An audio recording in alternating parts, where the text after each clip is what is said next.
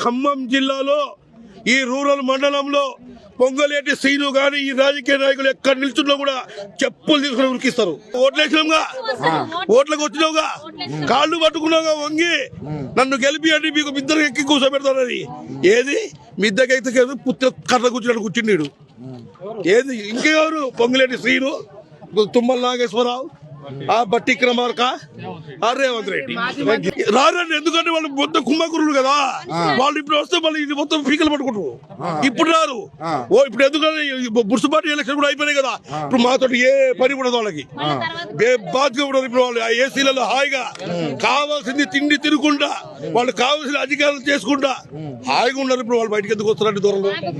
దొరలు లక్షల ఎకరాలు ఉండొచ్చు, కోట్లు ఉండొచ్చు, అంతస్తులు ఉండొచ్చు, ఏసీ బెంచింగ్ కార్లు ఉండొచ్చు. పేదోడికి 100 గజాల భూమి ఉండొద్దు. ఈ దేశ ఓటు మాత్రం మనకు వస్తుంది. అయింది మరి. అదే పాప పువ్వారాజ గారు ఉన్నప్పుడు, ఆ రాజకీయం ఉన్నప్పుడు అట్లా చూసి మాకు చూసి చూడకుండా వెళ్ళిపోయాడు. మాకు చూసి చూడకుండా వెళ్ళిపోయాడు. మేము కరెంట్ లాక్కున్నాం, మమ్మల్ని ఎవడు ఏమల్లా. మేము నీళ్లు మేము మోటార్లు పెట్టుకున్నాం, మమ్మల్ని ఎవడు ఏమల్లా. కాంగ్రెస్ రాజకీయం వచ్చింది, దొంగ రాజకీయం అయిపోయింది. ప్రమాణం పూర్తిగా చెప్తున్నాం. మా పిల్లలు స్టార్ట్ చేసి మేము మొత్తం కాంగ్రెస్కి ఓటేసినాం.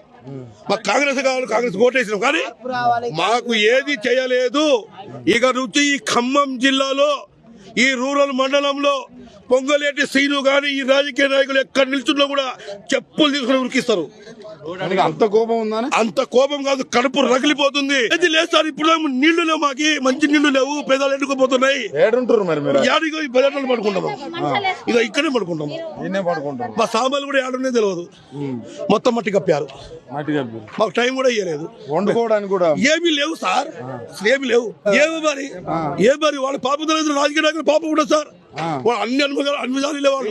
రేవంత్ రెడ్డికి ఏం చెప్తారు? నేను రేవంత్ రెడ్డికి చెప్పేది ఒకటే, ఈ రాజకీయాలు మొత్తం మానేయండి.